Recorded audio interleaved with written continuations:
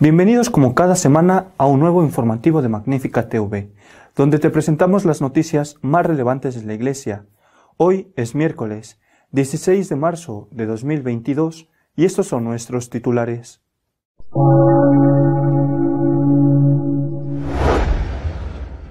El obispo de Arecibo, en Puerto Rico, ha sido destituido sin que haya tenido lugar un juicio en el que hubiera podido defenderse.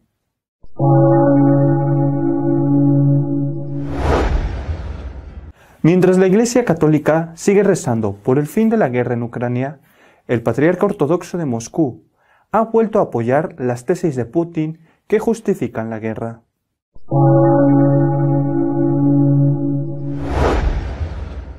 Los obispos del norte de Europa, lo mismo que los obispos polacos, han escrito a los obispos alemanes, mostrando su preocupación por el desarrollo del sínodo.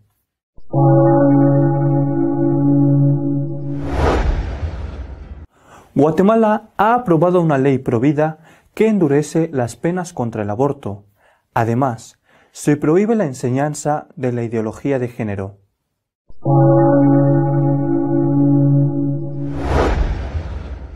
Un conocido teólogo protestante ha afirmado que el sínodo alemán es solo un intento de protestantizar a la Iglesia Católica.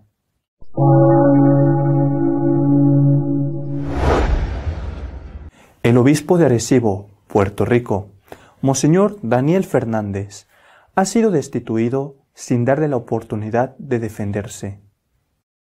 De forma insólita, un obispo católico ha sido destituido sin acusación alguna y sin poder ejercer su legítima defensa porque no ha habido juicio.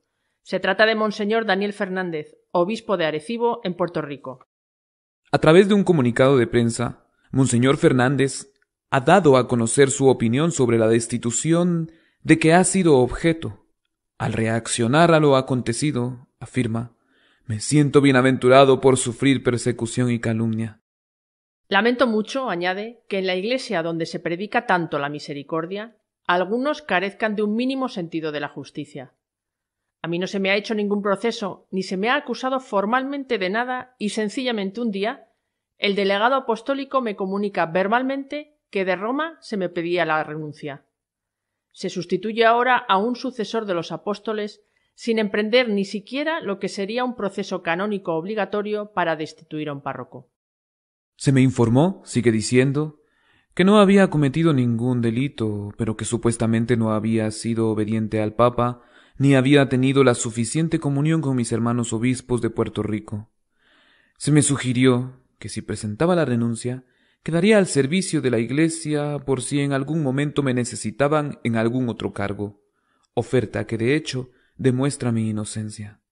Sin embargo, no renuncié porque no quise hacerme cómplice de una acción del todo injusta.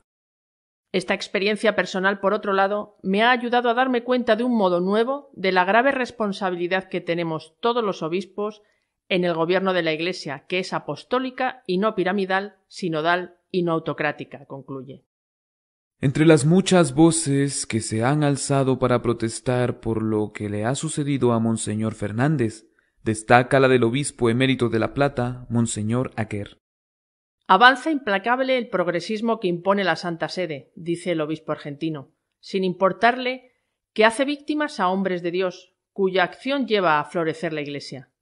El obispo de Arecibo, Monseñor Daniel Fernández, ha sido depuesto de su diócesis por defender la objeción de conciencia ante la ridícula obligación moral de vacunarse impuesta por la Santa Sede.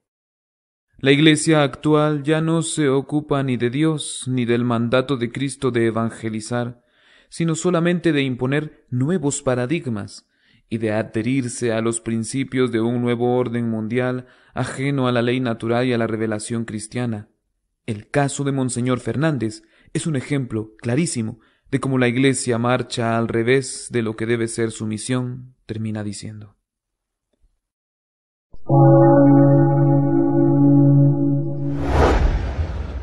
El patriarca ortodoxo Kirill de Moscú ha vuelto a emitir un comunicado en el que apoya las tesis de Putin para llevar a cabo la guerra en Ucrania. Kirill, patriarca de Moscú, ha escrito una carta sobre la guerra en Ucrania en la que se considera trágico el conflicto pero asume prácticamente todas las tesis de Vladimir Putin sobre las razones del mismo. El patriarca Kirill explica cuál es su postura sobre la guerra en Ucrania, que se podría resumir en los siguientes puntos. No es un conflicto entre los pueblos ucraniano y ruso. Es provocado por la relación entre Occidente y Rusia. La OTAN no ha cumplido las promesas que se hizo a Rusia en su día y se ha expandido constantemente, lo cual es visto por el gobierno de Moscú como una amenaza. Occidente apoyó las intervenciones armadas en Ucrania contra los rusos que viven en el país, especialmente en la región del Donbass. Ese ataque a Rusia tuvo su derivada religiosa mediante el cisma ortodoxo, debido al reconocimiento por parte del patriarca de Constantinopla de una iglesia autocéfala ucraniana. El patriarca, que dice rezar y pide que se rece por el establecimiento de una paz duradera basada en la justicia, advierte también que las sanciones económicas afectan sobre todo al pueblo ruso y denuncia que se está produciendo una rusofobia por todo el mundo.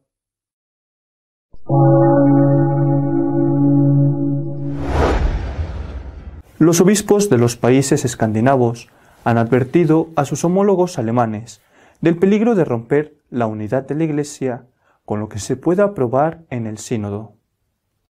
La Conferencia Episcopal de Escandinavia ha enviado una carta abierta a la Conferencia Episcopal Alemana en la que señala la preocupación de los obispos nórdicos por el desarrollo de la Asamblea Sinodal Germana.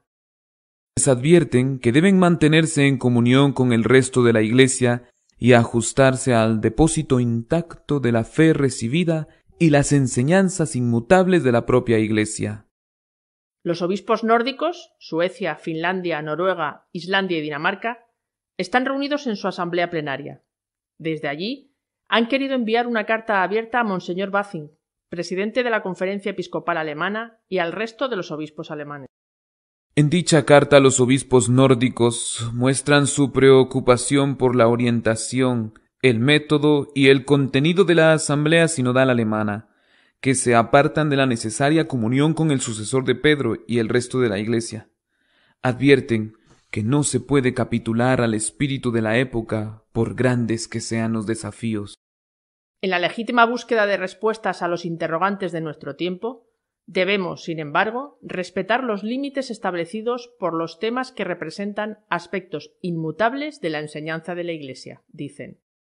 Además, recuerdan que las verdaderas reformas de la Iglesia han partido de la enseñanza católica fundada en la revelación divina y en la auténtica tradición. Igualmente, señalan que difícilmente podemos esperar una nueva plenitud de la vitalidad católica si se empobrece el contenido de nuestra fe.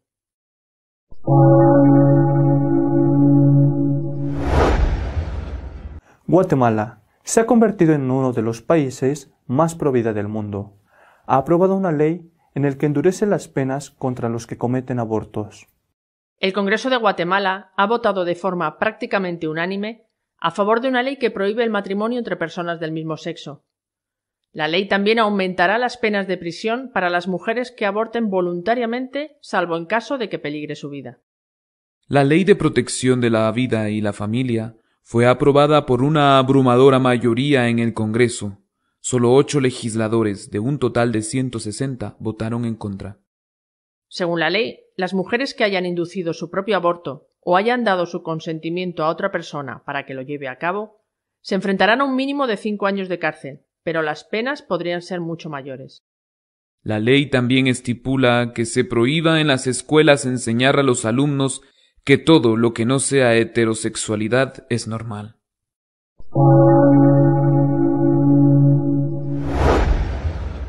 Un conocido teólogo protestante, famoso por sus posturas liberales y de izquierda, ha afirmado que el sínodo alemán tiene como objetivo protestantizar a la Iglesia. El profesor de teología protestante liberal de izquierda Friedrich Wilhelm Graf ha dicho sin rodeos que el sínodo alemán no es más que un intento de protestantizar a la Iglesia católica. En un artículo publicado en el número de marzo de la revista Rorary Magazine, Graf elogia en primer lugar la evolución del protestantismo hacia una religión cultural liberal. Los teólogos protestantes lo habían creado a partir del sistema de símbolos del cristianismo y de los mitos y leyendas bíblicas que simplemente parecen ir en contra de toda razón. Del hecho de que muchos protestantes justifiquen ahora el abandono de su Iglesia, culpa al ecumenismo de enfoque suave en el que se niegan patéticamente las diferencias. Y concluye que ni siquiera la protestantización de la Iglesia católica, ahora diseñada como vía sinodal, resolverá su masiva escasez de nuevos sacerdotes.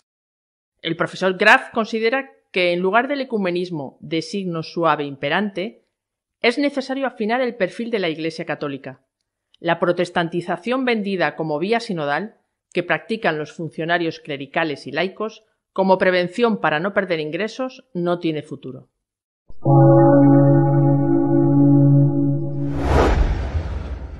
Nuestro editorial de esta semana está dedicado a comentar la destitución del obispo de Arecibo, en Puerto Rico, sin un juicio previo. Al rey, la hacienda y la vida se han de dar, pero el honor es patrimonio del alma, y el alma solo es de Dios. Cuando el gran Calderón de la Barca ponía en boca de Pedro Crespo esta frase en su obra El alcalde de Zalamea, no sólo estaba diciéndole al poderoso rey español Felipe IV que debía de tener límites en el ejercicio de su poder, sino que estaba intentando salvar la monarquía. Luis XIV o no leyó nunca la obra de Calderón o no la hizo caso. El rey Sol francés, el poderoso rey Sol de El Estado soy yo, pues apenas 78 años después de su muerte, vio como su segundo sucesor y bisnieto, Luis XVI, le cortaba la cabeza. Lo vio metafóricamente porque estaría ya o en el cielo o en el infierno. Es decir, cuando no se tiene un límite en el ejercicio del poder, siempre se termina pagando. Lo dijo muy sabiamente un gran físico como Newton en su tercera ley: toda acción genera una fuerza igual y de sentido contrario, una reacción. Una monarquía absoluta y sin límites termina convirtiéndose y dando paso a las repúblicas o a monarquías constitucionales que en el fondo no son más que figuras representativas y sin mando específico y concreto. Todo esto, toda esta larga introducción viene a cuenta de lo que ha sucedido esta semana con la destitución fulminante de un obispo católico, el obispo de Arecibo, Monseñor Daniel Fernández, en Puerto Rico. Quiero pensar, haciendo caso a lo que nos aconseja San Pablo en el capítulo 13 de su primera carta a los Corintios, que el Papa no ha estado informado o que ha sido mal aconsejado. No sería la primera vez. Ya le ocurrió con el obispo chileno de Osorno o con un grupo de sacerdotes españoles de Granada que habían sido acusados falsamente de abusos sexuales. El Papa tuvo después que pedir perdón por su comportamiento inicial. Quiero pensar que en esta ocasión ha sucedido lo mismo. Porque lo que ha pasado con la destitución del obispo de Arecibo ha sido, ante todo, una violación del derecho de la Iglesia. Cuando un sacerdote o un obispo es acusado de algo tan gravísimo como es un delito un delito de abuso contra menores, tiene el derecho a ser juzgado y es juzgado y tiene el derecho a defenderse. Sin embargo, al obispo de Arecibo no le han dado ese derecho. No le han dado la oportunidad de ser juzgado y de defenderse. Acusado de no estar en comunión con sus hermanos, ha sido fulminantemente destituido. ¿Qué es lo que él había hecho? Había dicho que la vacunación contra el COVID era voluntaria, pero no había hecho con esto más que seguir las indicaciones de aquel primer documento que publicó el Vaticano poco después de empezar la epidemia, donde se aconsejaba la vacunación, pero no se hacía obligatoria.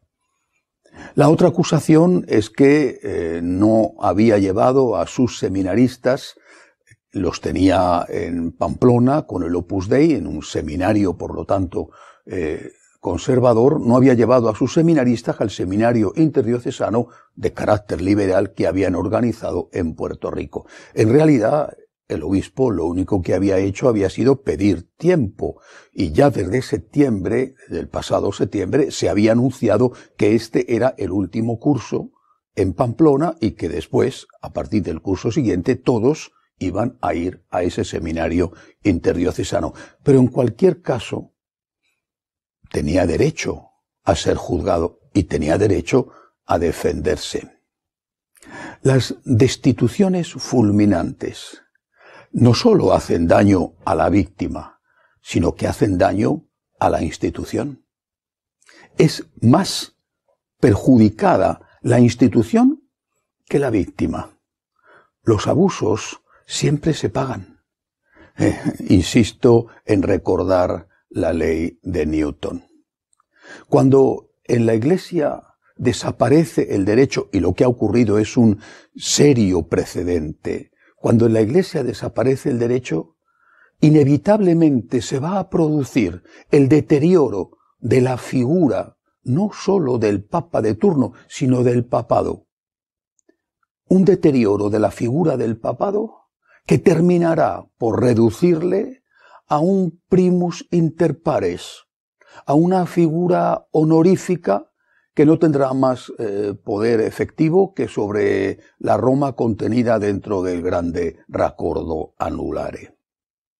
Los que amamos el papado, los que lo amamos y amamos una iglesia fundada sobre los cimientos de los apóstoles, los que creemos que los apóstoles, que los obispos son los sucesores de los apóstoles en su diócesis y no unos meros altos funcionarios de una multinacional, tenemos que defender, porque amamos el papado, tenemos que defender la primacía del derecho en la Iglesia. O eso, insisto, o el papado corre el riesgo de desvirtuarse y como reacción de convertirse en una figura honorífica. Benedicto XVI lo explicó muy bien. No solamente lo practicó igual que sus predecesores, sino que lo explicó muy bien. Y habló de un papado con poder, pero también con limitaciones en todos los aspectos, no solo en el ejercicio del derecho, sino también en lo que es incluso más importante, como es la defensa de la doctrina y la defensa de la moral católica. Además, este deterioro de la figura del papado ya ha empezado a producirse, y no precisamente procedente de las filas conservadoras.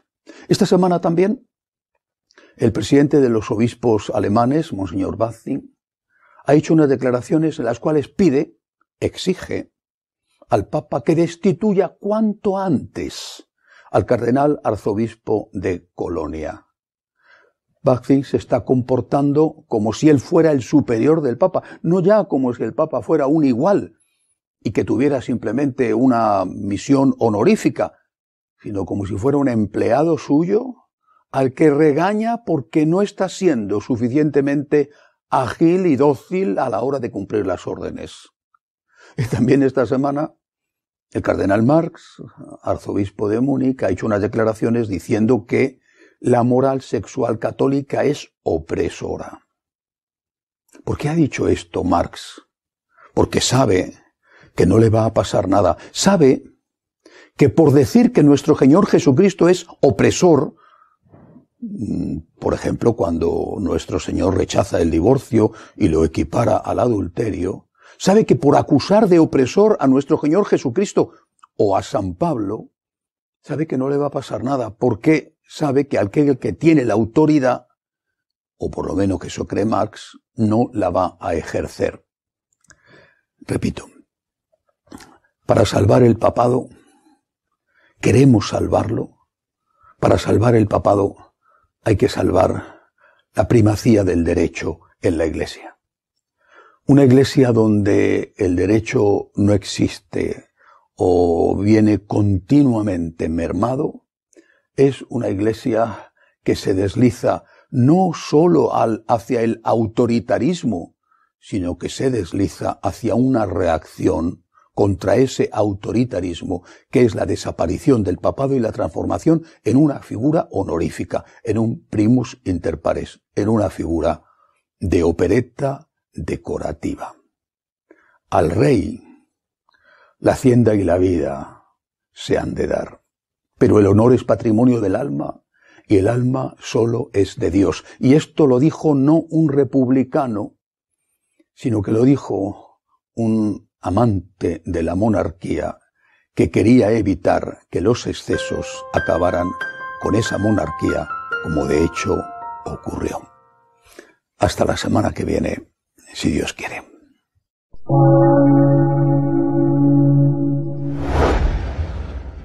Recuerda que cada miércoles sacamos un nuevo video con las noticias más importantes de la Iglesia, pero si quieres estar al tanto de lo que va sucediendo día con día, puedes hacerlo en nuestra página web de noticias www.católicosonline.org. Hasta la semana que viene, si Dios quiere.